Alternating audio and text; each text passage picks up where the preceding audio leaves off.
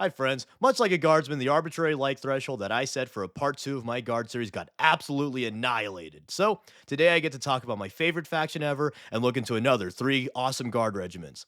Both their general lore and some historical and pop culture influences. And keep in mind, I'm not a historian, so it's possible and honestly very likely I'll miss something or even, God forbid, get something wrong. And if I do, please send a strongly written letter and slash or leave a comment below. Let's get into it.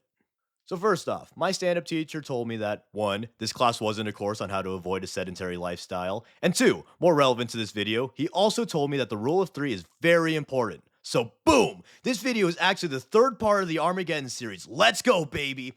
So, from part 2, Gaskell left the planet with Yarick hot on his tail. Things were about to get real steamy.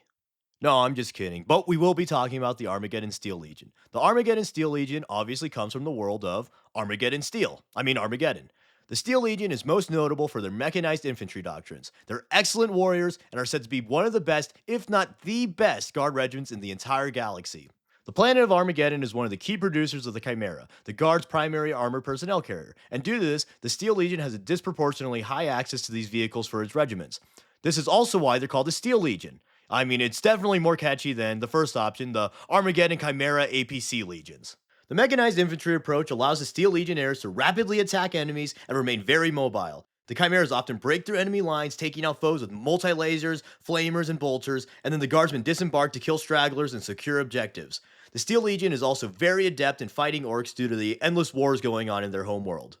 So, let's get into the influences. This one's pretty easy. It is very apparent that the Steel Legion are heavily inspired by the Death Corps of Krieg, and are kind of just lazy recolors. Do better, GW. Of course, I'm just kidding. The Steel Legion came first, and are pretty directly inspired by the World War II Panzer Grenadiers, which were the German mechanized infantry of World War II. The Panzer Grenadiers would fight alongside an armored vehicle that would provide cover fire and help rapidly transport troops. Hi, Crackduck. Oh, hi, Deja Vu. Aesthetically speaking, the Steel Legion wear uniforms that have inspirations from World War II. They're often depicted with helmets that resemble German paratrooper helmets, and by resemble, I mean match 1-to-1, and sometimes they're seen wearing helmets reminiscent of German style helms, and by reminiscent, I mean match 1-to-1. In addition to the helmets, they also obviously wear trench coats, which have been pretty synonymous with the World Wars. Soldiers in the World Wars wore trench coats not only because they look cool as hell, but also because the coats were effective at keeping the wearers safe from the harsh elements that they faced. And so, the Steel Legion also wore trench coats due to the harsh environments of their home world Armageddon. However, their trench coats are a little bit more extreme. If the constant warfare wasn't enough to make you cancel your Armageddon resort booking, the planet is also known for its horrible, horrible ecosystems.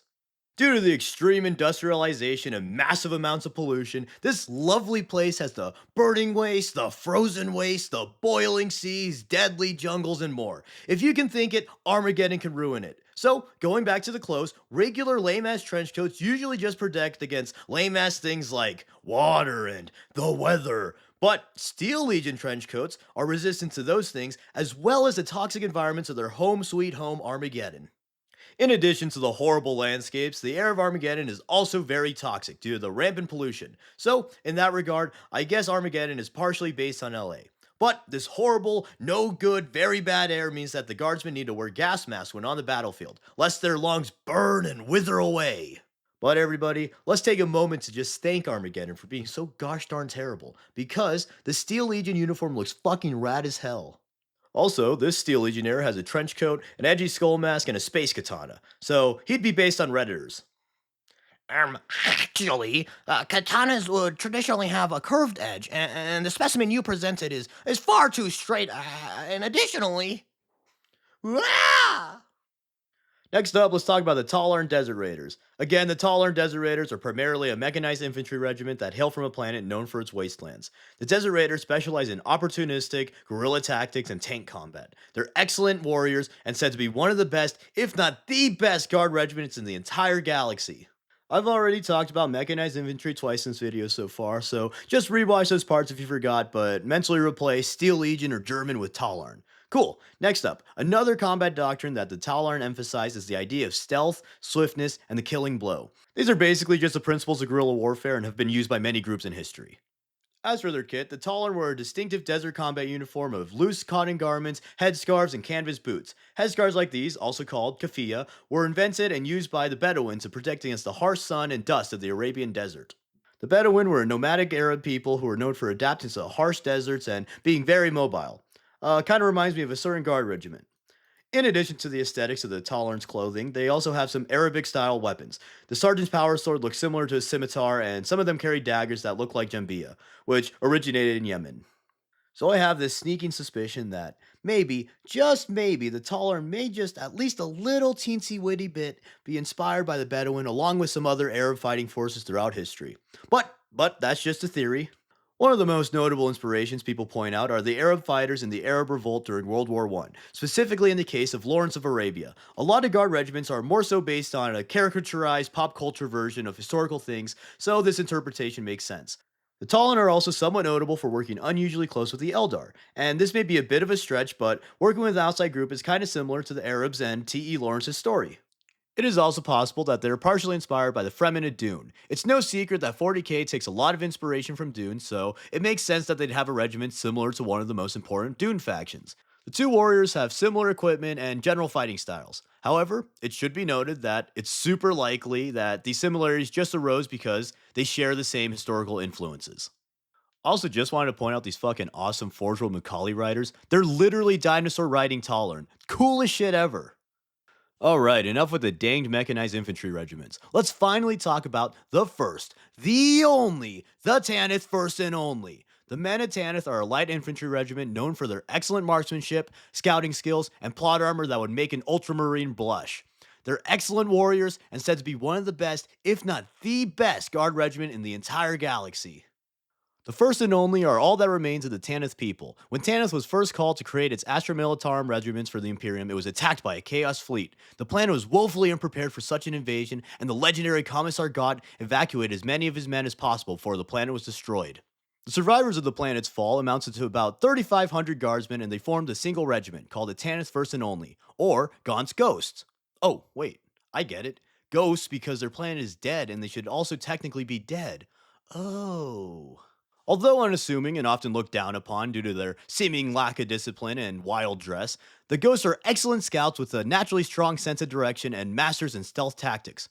Oh, I get it. Ghosts because they can move around unseen, kind of like an invisible ghost.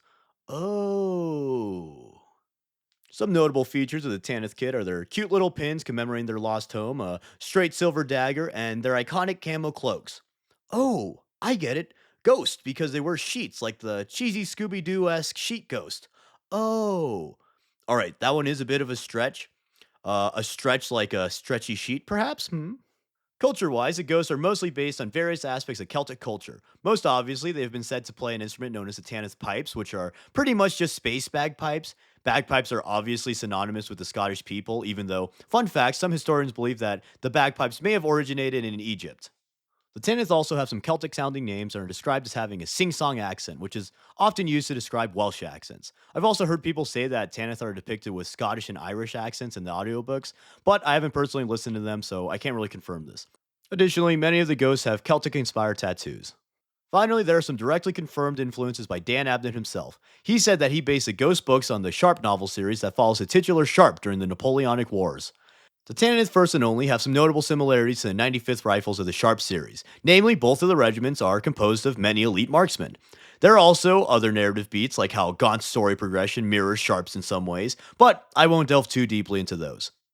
The Tanith also carry those silver daggers around, which are presumably quite sharp, so perhaps that's another reference to the Sharp series. Tanith is also inspired by Sharp in the way that, much like Sharp, it's basically just, what if this book series but in blank? What do I mean by this? Well, Sharp is basically, what if the Hornblower books were on land? And Gaunt's Ghost is essentially, what if the Sharp books were in space? So I'm just hoping this leads to a time loop in which a time traveler drops off a Gaunt's Ghost book onto C.S. Forrester's desk and he's like, oh by golly, this is brilliant. What if I wrote this but on the seas? Starting a loop anew.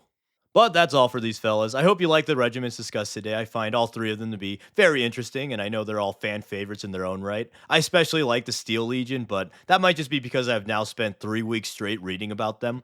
Plus, the models really hit that simple but cool aesthetic I really like for the Guard. The Tallarn are also really cool because they kind of break away from the typical European slash American influence, and it really plays into the idea of the Guard being various cultures across the world banding together to fight all who oppose humanity. You know, small world style. And finally, everyone already knows why the ghosts are cool. It's the bagpipes, obviously.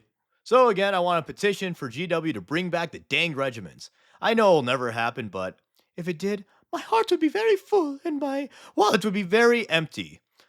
And this actually worked last time, so I'll set a new stupid arbitrary number. If this video gets 10,000 likes or something, I don't know, maybe like 20 if we're gonna go real Insano style, I'll continue the series yet again. So please let me know what your favorite guard regiment is and what I should cover next. And thank you everyone for watching and supporting the channel. It means a dang world to me. And not like a crappy world like Armageddon or Krieg. Like a cool ass nice world that somebody wants to have, you know? And also, big thanks to my patrons who support the channel a bit extra. Again, I really appreciate it, and I have a lot of plans for the future of this channel, so stay tuned. And as always, please like, comment, subscribe, and consider sharing to all your favorite mechanized infantry units. Thanks. GW's next regiment will be me themed, and their quirk's going to be having poor self control and eating too much. They're called the Darn Dessert Raiders. Okay, that one was the worst one ever.